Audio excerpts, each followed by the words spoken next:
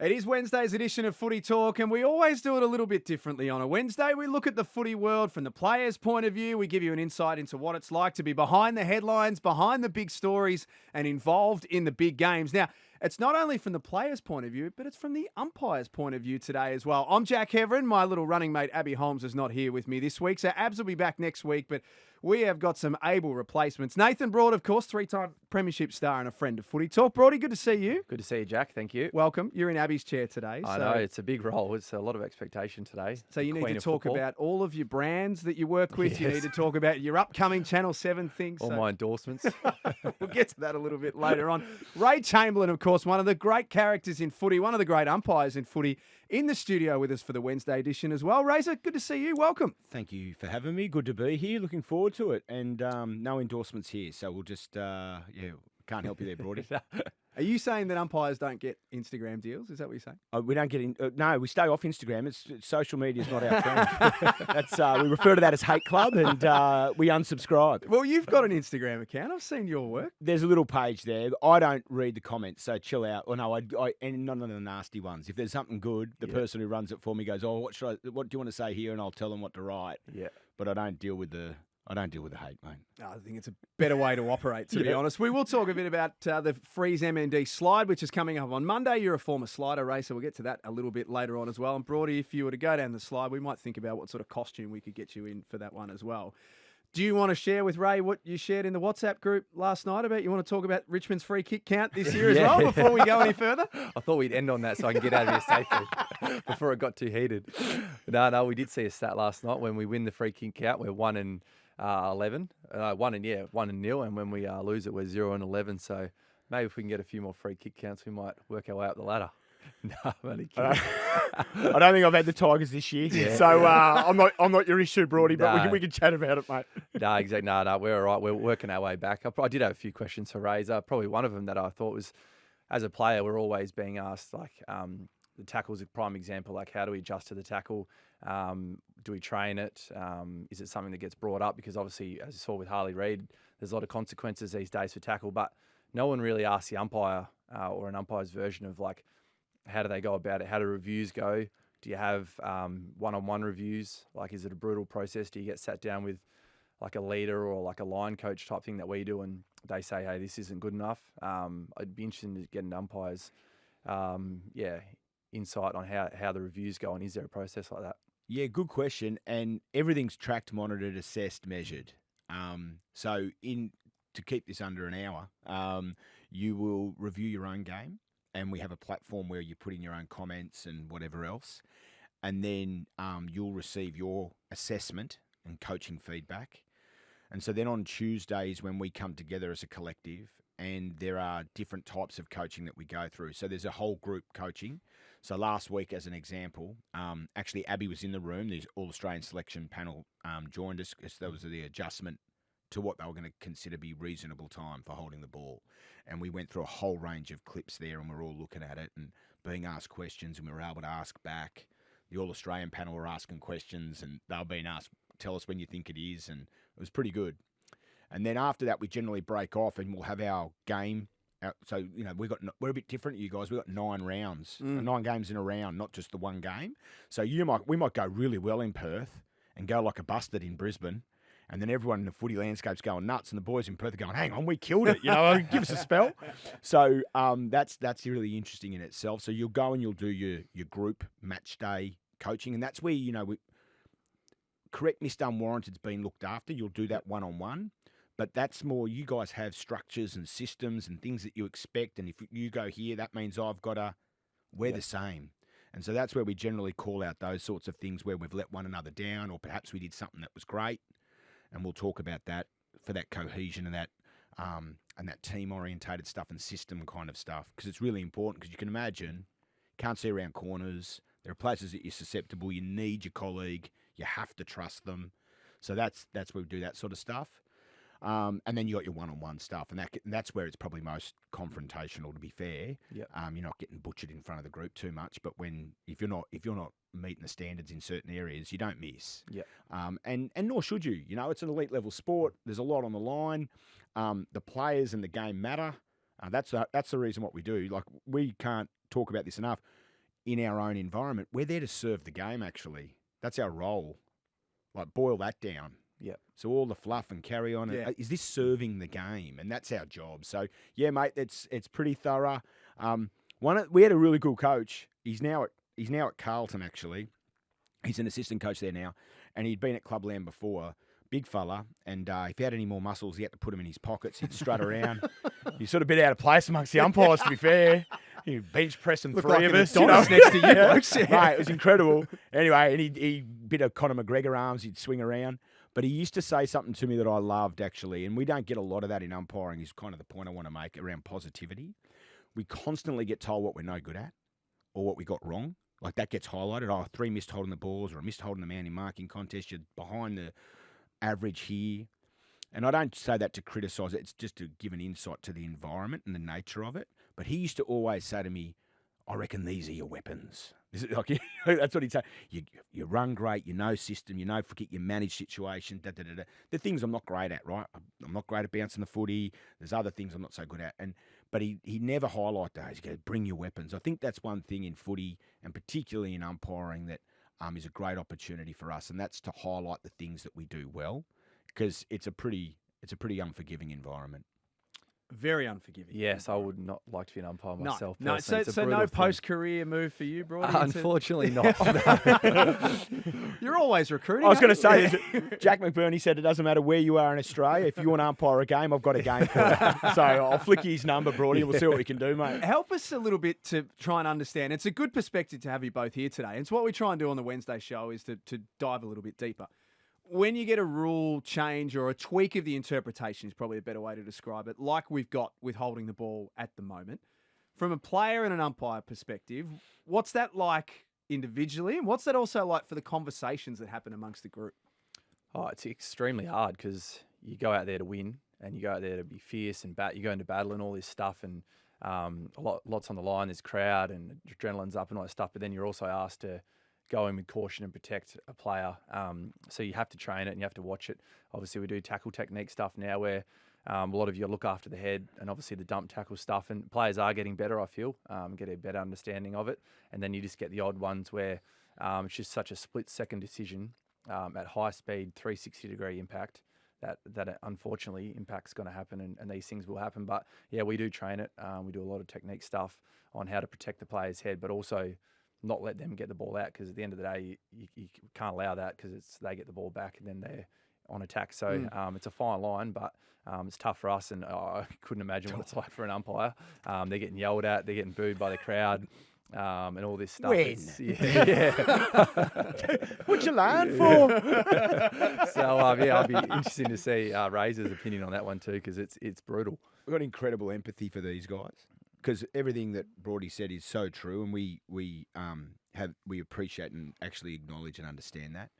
And I don't know, I'm intrigued. I'd love to hear what your thoughts are, but I've always walked along the line of, when we're out on the ground, it's not about liking or disliking any individual or an umpire or whatever. You want to be respectful, but importantly, I think the players want to be able to trust what you're going to do. So I think that's really important for us, that they go, mate, if I grab his arm, old mate's going to pay a free kick. I just know he will. And at least then they know, and they're so well drilled and they're so well trained and they're so skillful that they adjust, and then they amend and they play within the parameters. But it's when we flip-flop around a little bit and pick and choose, I think that's when you'd get frustrated, because you'd go, I don't know what you're actually wanting from me here. I don't know what you're going to do. And I think that would be really difficult as a player. So from an umpiring perspective, we need to be really clear on what we are tipping into and what we're not, and then regardless, stick fat to that, because then they can trust us. And I think that matters. That makes sense. Yeah, I think the more we can keep the rules in the game consistent for longer, well, then it becomes easier. But when there's just change after change, it becomes really hard to try and adjust and, work on the stuff you need to, but work on this stuff. But yeah, it's tough either way for both parties at the moment. I'm conscious of asking you both this because I know the positions you're in as a player and umpire, and we're not here for gotcha moments or anything like that on Footy Talk. That's not how we operate. But I'm talking from a commentator's point of view, and also I'm just a footy fan, like all of us. Is the game becoming too complicated with all of the rules and all of the interpretations? Are we twisting this game into knots and more knots upon more knots to the point now where it might be too hard to unravel? Probably a question to ask you as a fan, I think, because Yes. I hear a lot of it. We're in the moment and we got a lot going on, and you just adjust because it's your job and all this stuff. But the people actually watching it, the people that pay money to put bums on seats and stuff, you hear from it, and I hear from it a lot, that the game's getting hard to watch or the game's getting hard to figure out what's happening at the moment. So it's probably like an insight into what you think as a fan of footy. Like, how do you see it? Because we're hearing a lot of it. Like I'm hearing my family, my old man saying like, "Oh, geez, the game's changed so much since." And it's like there's part of it. Well, yeah, the game has to change because concussion's a big thing, and there has to be change. But there's also that element where we still need to keep the game traditional as much as possible because that's why everyone loves the great game of AFL footy. What do you think, Ray? Yeah, I think more broadly, I remember being a kid and there were 8 of us in a 3-seat back seat with no seatbelts on. I think Dad might have had a beer in his hand as he was driving over to take us on our holiday. So lots has changed in society, actually. Yes. And so that's part of life. So, if you're not prepared to evolve and learn and grow in 2024, you're probably going to get left behind a little bit. And so then when we look at sport, which is just a microcosm of society more broadly, I think it's just reflective of that. Brody talked about things to do with concussion, and we're learning more and more about that. We didn't know anything about concussion 20 years ago when I started umpiring. And so as information comes to light, the game has a responsibility to look after these guys and girls. They've got that's actually part of their role. So, I remember things like sliding, knees and feet first, sliding into a tackle. There was a period of time there, it'd be 2-on-1, and you'd get there before your teammate, but you didn't care about the ball. You just cleared out that oppo, and then old mate would fly through like it was rugby union. And then and so the game went, we can't have this. Yeah. And so we had to adjust the rules. And that isn't because they're trying to make it hard. They don't want you breaking your leg or pinging your knee.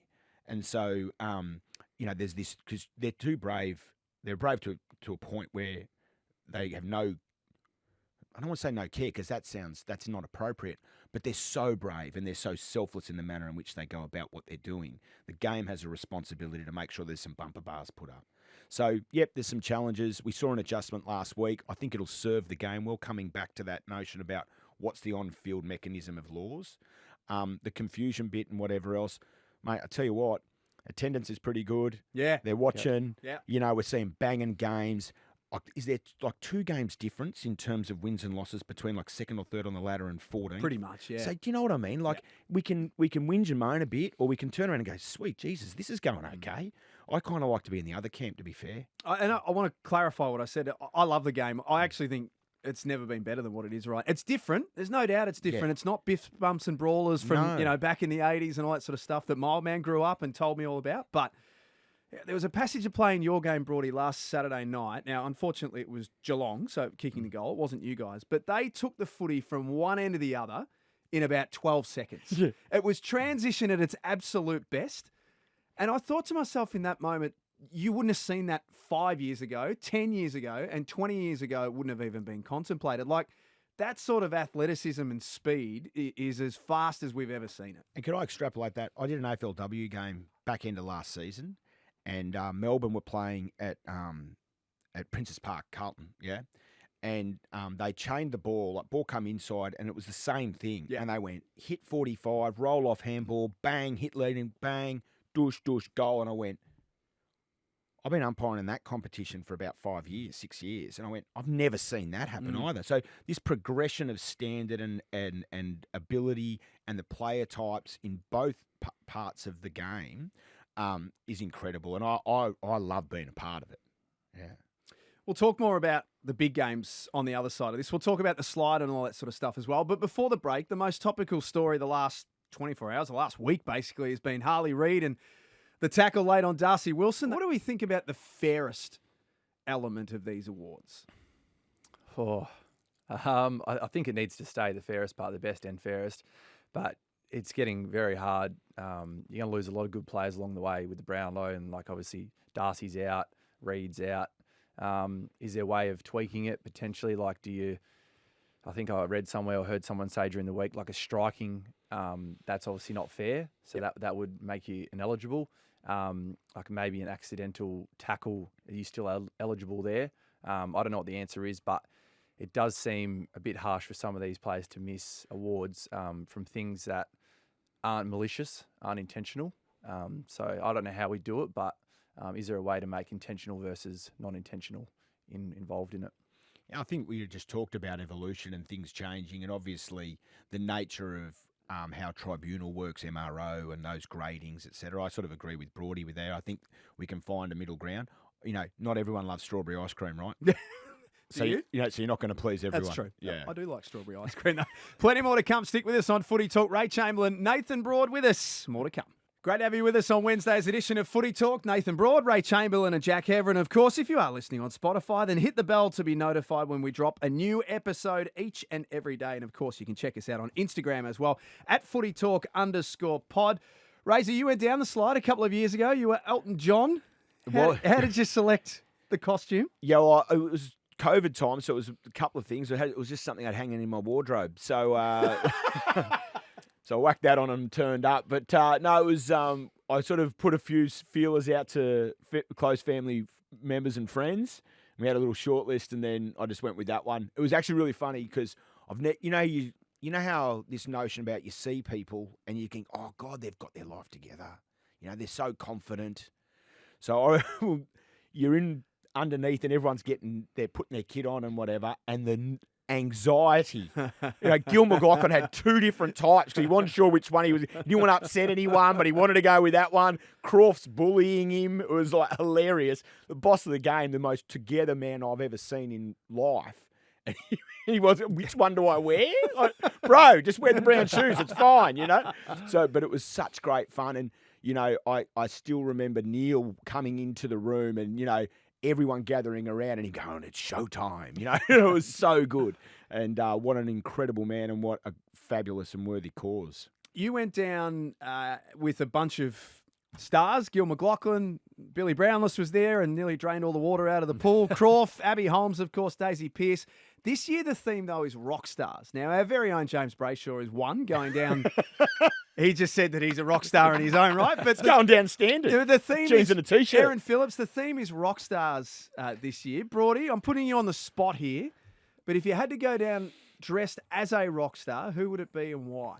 Oh, geez, you put me on the spot here. I was thinking before we were chatting who I would go down, and I'd probably go down as Elsa from Frozen or Bluey to keep my daughter happy. Yes. But as a rock star, geez, it's a tough one. Who did Nick Riot go as? He went as Freddie Mercury. Yeah, Freddie Mercury. Maybe something along those lines. If you got a second go at it, Ray, as a rock star? A rock star's tough. Maybe Billy Idol. I could maybe pull that off. That's a good one. Yeah. A bit of bleach the hair? Bit of white bleach wedding? hair, a bit of white wedding. Yeah, I reckon I can handle that. I'm turning the clock back. I like it. The fight isn't over, of course. You can help us beat the beast that is MND. Donate today at fightmnd.org.au. Fight MND has a special appeal called $3 million by Monday as well, which is very cool. We're trying to raise $3 million by Monday for King's birthday footy as well, which is fantastic. So jump on board. What's the day like when you're involved in that? $3 million by Monday. It sounds like my home loan repayment.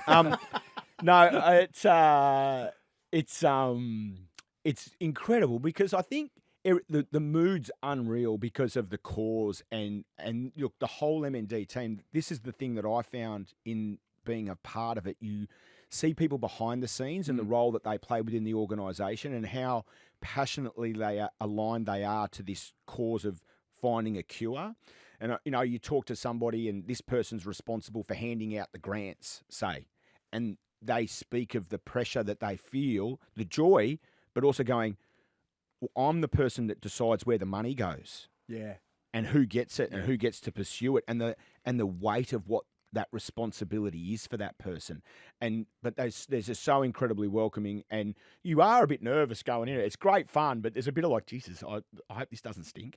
And then, of course, the man himself and his family, in Neil. It's just incredible people, so incredibly kind. And beyond the cause itself, the lessons that he teaches through action and behaviour, I think's incredible, and we can all dip into that, I think. Fightmnd.org.au is the website, of course. Going to be a great day on Monday. By extension, a question to both of you. Again, just let us mere mortals into your life and what it's like to be involved in a massive game at the MCG. Broady, you play in Dreamtime. You've obviously played in 3 grand finals. Ray, I know you've spoken so much about the 2010 grand final and how big that was for your career. What's that like? Like from the Monday all the way through to game time and when you walk out into the Coliseum that is the MCG? It's incredible, obviously. And I think one thing Dimmer did very well in our era was making sure you embrace the week. Don't wish it away. Don't wish it to be tomorrow. Embrace the whole week because nervous energy is a thing that you don't really feel too much, but it's something that if you just think about it too much and not embrace it, you get this nervous energy and come game day, you could be exhausted. Yeah. So he was really, really good at just saying, just embrace it. Put a lot of plans in place, like tickets obviously become a good thing. So let this staff deal with all the tickets. You just worry about football, just embrace the week, enjoy it for what it is. And then game day was the same thing. And Dimmer's, I remember in 2017 when we ran out, Dimmer said, when you run out through the banner, like we were underdogs that year, he said, I want every single player to run out with a smile on your face. And when we do the team photo, I want you to all smile. Like this doesn't happen every day. Grand finals, some players play 300 games and never play in one. Let's just embrace the day, have a smile on your face. And I think every single game from then on in, we always ran out with a smile on our face. So I think just having that, just embracing it and accepting for what it is can help a long way for the week. But yeah, they're incredible weeks. They're something obviously now we're not going so great. I look back and I think, geez, like what I do back there, playing in weeks like that now would be just, unbelievable. It's the best fun for starters. It's the MCG when it's full and rocking. It's got its own heart and lungs, to be fair. I think I remember Nathan Buckley saying something, and I asked him a question. It was so ignorant at the time because I was young. I didn't quite get it. But I was like, how do you go so well in the big games? In the big games, you seem to always kill it and win awards. And he goes, well, because I don't do anything different from one week to the next. I know what my routine is, and that's what you're referencing. Yeah. So the difference between my best and worst in terms of performance is so minuscule because I've got my process and I do the work. And then whether there's 100,000 people there or 1,000 people down at the peanut farm, that shouldn't actually really matter. But, I know like Anzac Day, for instance, like I always think of my grandfather as an example. Yep. I don't even know why, but Yep. my mind goes and I remember him and it triggers that memory. But when you're coming out of the umpires race at the MCG, you can see him in the back row and you go, okay, there's a few in today. And and then it's game on. I paid a 50 in a prelim final, 2019. Against Trent Cotchin right on half-time down at the punt road end. They were wrapped. They would have been stoked. These are the little things that you remember. Hey, before we finish, you're off to Adelaide pretty much as soon as we finish this show. Tomorrow night, I think you're a big chance against the Crows. Yeah, I think obviously last 2 weeks have been great. We took a massive step forward and young kids are getting more and more games into themselves. So obviously Crows are going okay. They had a bad week last week, but they're going pretty good before that. So Adelaide Oval's always one of those crowds that, like you said, Razor, if you get something wrong, they'll let you know about it. But I'm excited to get over. I think we can put up a really good show and hopefully get a win. You lose a couple, but you get a couple back this week as well. So a couple of good players back. Yeah, I think Taranto will play. Presti is back. And Bolton, Shea Bolton. So 3 good ins, which is good, and a couple go out, which is the story of our year. But fingers crossed we can get through Thursday night, with no injuries, and we can finish off well and have a little stepping stone into 2025, hopefully. Where are you headed on the weekend, Razor? I'm headed to the Altar, G. I'm in rehab club, course, right? Don't get yeah, old, yeah, boys. yeah. It's not as cool as they How make old it are out to be. I already got there. Give me a spell. I'm 47. Oh, yeah. But there are 2 games I'm going to watch really intently. We've got a couple of young guys who are under 100 games who are going really well, and they're in some marquee games this week, and I'm really looking forward to seeing how they handle that, what you talked about, how they embrace that opportunity and find the joy in it and do their thing. And then they're surrounded by a couple of my mates, a couple of the fossils. So I'm going to see how those Zimmer frames are going around at the MCG and give them a bit of feedback. Before we finish, it would be remiss of me not to ask you, Ray, because we were talking a little bit about our kids before we started recording. Broady's got a very 9-month-old. 9-month-old daughter, yeah. My beautiful girl dad's here. My beautiful girls are 4 and 8. You're at the other end of the scale, though. Your daughter's a little bit older. Have you got any advice for us? Like, what sort of pain is coming our way being girl dads? Yeah, hang on. I think if I'm being serious for 2 seconds, I think you just love them the best you can. That's the first thing, I think. And then, listen with the intention. So I'm challenging myself all the time, right? Listen with the intention to actually hear her, not to respond. So that's the big thing that I'm trying to do because they're smart. They're good kids. Let's be honest, right? Like our kids are great, and if you hear them and you listen and you take that away and think rather than just trying to respond and be right or be the parent, I think that's invaluable. But yeah, 14 turning 20 in September. So good luck to me. Good luck to us. I Good think. luck to us. Yeah, we've got it coming. Brody, thanks for being here. Always nice Jack. to have you Thank in the you, mate. studio. Ray, an absolute pleasure. Great to have you on this morning. Thanks for having me, guys. Good to see everybody. You too, Massive thanks to everyone for listening as well. Of course, Big Freeze 10 beanies and socks are now available at Coles, Bunnings, selected Coles Express stores, and they are online as well at fightmnd.org.au. Been a whole lot of fun today. Not sure what happens tomorrow. Daisy Thomas, Heath Shaw are in the studio for Footy Talk. And until then, stay safe.